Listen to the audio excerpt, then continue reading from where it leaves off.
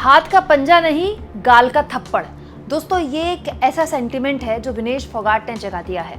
दोस्तों अलग अलग तस्वीरें आ रही है विनेश फोगाट के जुलाना में जनसंपर्क की।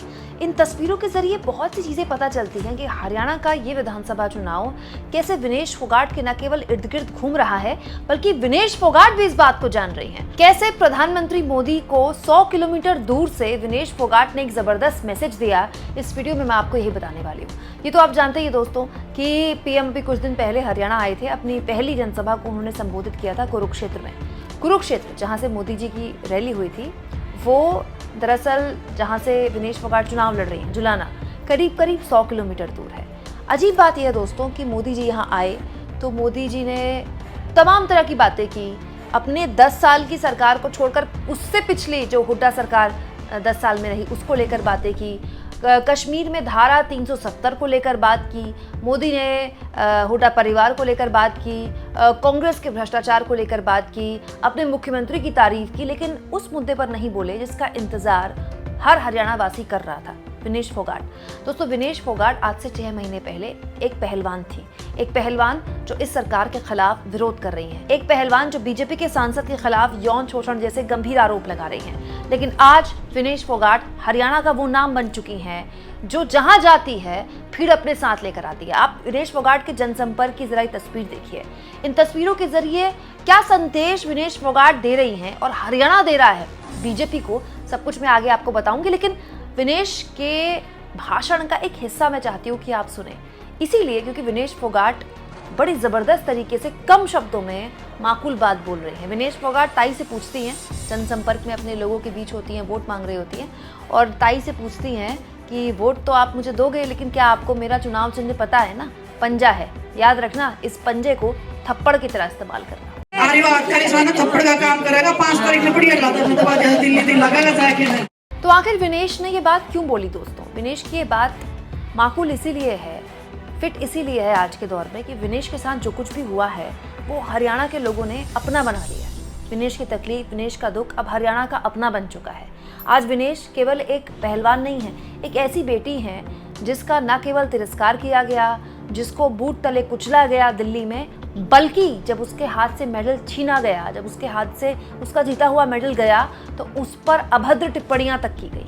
सब जानते हैं दोस्तों, विनेश जब कांग्रेस में शामिल हुई तो बीजेपी के पूर्व सांसद बृजभूषण शरण सिंह ने अपनी हद पार कर दी। ये तक कह दिया कि बहुत ही अच्छा हुआ मेडल हार गई विनेश, मैं तो बहुत ही खुश हूँ, ऐसे लोगों के साथ तो ऐसा ही होना चाहिए। यहाँ तक कि राहुल गांधी के साथ जब विनेश ने मुलाकात की थी तो ये तस्वीर वायरल हुई थी, कांग्रेस ने खुद ही शेयर की थी ये तस्वीर, जिसमें राहुल ने विनेश का हाथ पकड़ा हुआ है, जो कि बहुत ही सामान्य सी बात है दोस्तों। आज की राजनीति में एक दूसरे का हाथ पकड़ना, हाथ पकड़ के स्टेज में सब एक दूसरे का हाथ हवा में हिलाते हैं। और राहुल गांधी तो भारत जोड़ो यात्रा में बुजुर्ग लोगों को गले भी लगा लेते हैं, महिलाएं, लड़कियां उनके गले लग जाती हैं, क्योंकि ज़रूरी तो नहीं है ना कि हर इंसान जो आपका हाथ पकड़ रहा है, जो आपके गले लग रहा है, उसके साथ आपके कुछ खास तरह के संबंध हैं। लेकिन विनेश फोगाट की इस तस्वीर पर भी बीजेपी के पूर्व सांसद ने बेहद ही अभद्र टिप्पणी की थी, ये कहते हुए कि कल को विनेश राहुल जी पर भी आरोप लगा दी थी कि पंजा मुझ पर दबा दिया और मुझे खींच लिया अपनी तरफ, राहुल गांधी पर भी उंगली उठा देंगी। ये सारी बातें सोशल मीडिया के जरिए हरियाणा के एक एक इंसान ने सुनी है। उसके बाद भले ही बीजेपी ने बृजभूषण शरण सिंह को चुप करा दिया हो, लेकिन जितना डैमेज बृजभूषण शरण सिंह कर सकते थे विनेश फोगाट की वजह से, उतना हो चुका। मैं लगातार आपसे कह रही हूँ पिछले 1 महीने से दोस्तों, हरियाणा में केवल 3 मुद्दों पर चुनाव हो रहा है। चाहे मोदी जी या अमित शाह उसको किसी भी मुद्दे पर भटकाने की कोशिश करें, लेकिन चुनाव केवल 3 मुद्दों पर हो रहा है, पहलवान, जवान और किसान। पहलवान एक बहुत बड़ा सेंटिमेंट है, वो पहलवान जो महीनों तक न केवल दिल्ली की सड़कों पर बैठे रहे, बल्कि जब वो एक तरह से मेडल, अपना जीता हुआ मेडल हार गए, जब हर देश के नागरिक के आंखों में आंसू थे कि जब ये पता चला कि विनेश सिल्वर जीत के भी मेडल नहीं ले पाएंगे क्योंकि टेक्निकल वजह थी उसमें, ये वजह नहीं थी कि विनेश में कोई कमी थी या विनेश में हुनर की कमी थी, टेक्निकल वजह से, तो फिर जाहिर तौर पर हर किसी की सहानुभूति विनेश से जुड़ गई। तो वो सहानुभूति वैसे ही बीजेपी को डरा रही थी और ऊपर से बृजभूषण शरण सिंह के बेनतहा वाहियात बयानों ने मतलब एक तरह से काम कर दिया। और यही वजह है कि आप देखिए विनेश फोगाट जहां भी जा रही है, जनसंपर्क की उनकी तस्वीरें आप जरा गौर से देखिए। अमूमन दोस्तों कोई प्रत्याशी चुनाव में अपने लिए वोट मांगने जाता है तो क्या होता है, वो प्रत्याशी लोगों के बीच जाता है, हाथ जोड़ता है, उनसे अपील करता है, उनसे प्रार्थना करता है। लेकिन विनेश फोगाट के साथ एक अलग ही तरह का जनसंपर्क हो रहा है। विनेश जहाँ भी जाती है बस वो हाथ जोड़कर खड़ी हो जाती है, जितने भी बड़े हैं वो आते हैं, उनके सर पर हाथ रखते हैं, उनको आशीर्वाद देते हैं। जुलाना में तो ये स्थिति हो गई है कि अगर कोई बीजेपी के कार्यकर्ता है वो भी कह रहा है कि नहीं हमारी बहू है, हम इसको जिताएंगे। कोई इनेलो का कार्यकर्ता है तो वो भी कह रहा है कि नहीं हमारी लड़की है, इसके साथ बड़ा गलत हुआ है, हम इसको जिताएंगे। अब हरियाणा में ये साख का सवाल बन गया है, ये मतलब सम्मान का सवाल बन गया है कि विनेश को रिकॉर्ड मतों से जिताना है। मतलब हरियाणा में विनेश फोगाट की जीत ऐसी होनी चाहिए जितनी किसी भी प्रत्याशी की जीत नहीं है। दोस्तों ये अपने आप में बताता है कि विनेश फोगाट के साथ पूरा हरियाणा किस सेंटिमेंट के साथ जुड़ा है। दोस्तों प्रधानमंत्री कुरुक्षेत्र में आए, उन्होंने तमाम तरह की बातें बोली अपने भाषण में। ये तक बोल दिया कि उनकी राजनीतिक समझ कहती है कि बीजेपी जो है वो हैट्रिक लगाने वाली है, तीसरी बार बीजेपी सरकार बनाने वाली है। जब मोदी जी की राजनीतिक समझ उन्हें बता ही रही थी कि बीजेपी हैट्रिक लगाने वाली है, तो क्या मोदी जी विनेश फोगाट पर कुछ बोल नहीं सकते थे?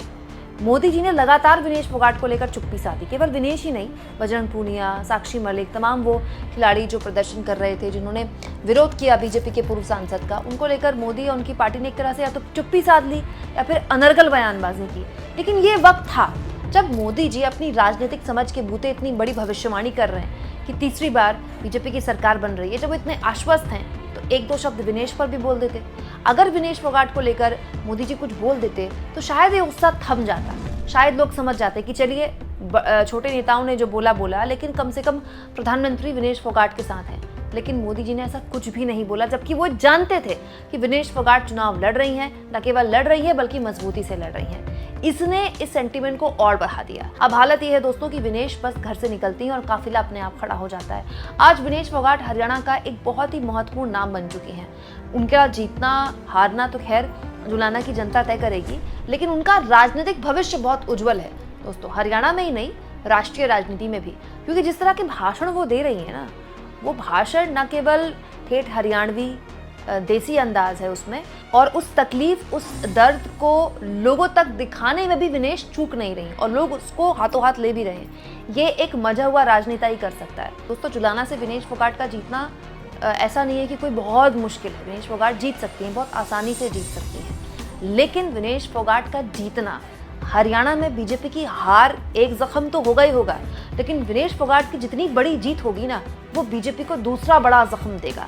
ऐसा जख्म जिसको सहलाने में, जिसको भरने में बीजेपी को लंबा वक्त लगेगा, लंबा वक्त। इस बीच आज कांग्रेस पार्टी ने हरियाणा को लेकर अपना घोषणा पत्र जारी करते हुए महिलाओं को हर महीने 2000 रुपए, 500 रुपए का गैस सिलेंडर, 6000 रुपए बुढ़ापा पेंशन, 6000 रुपए दिव्यांग पेंशन, 6000 रुपए विधवा पेंशन, पुरानी पेंशन बहाल होगी, इसका वादा किया।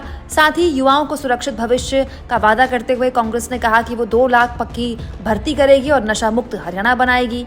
इसके अलावा हर परिवार को 300 यूनिट मुफ्त बिजली का वादा किया गया है और 25 लाख तक का मुफ्त इलाज का भी वादा किया गया है।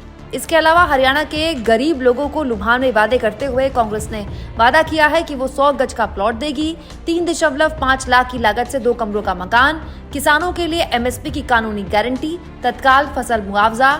इसके अलावा पिछड़ों की बात करते हुए जातिगत जनगणना का सर्वे, क्रीमी लेयर की सीमा 10 लाख रुपए।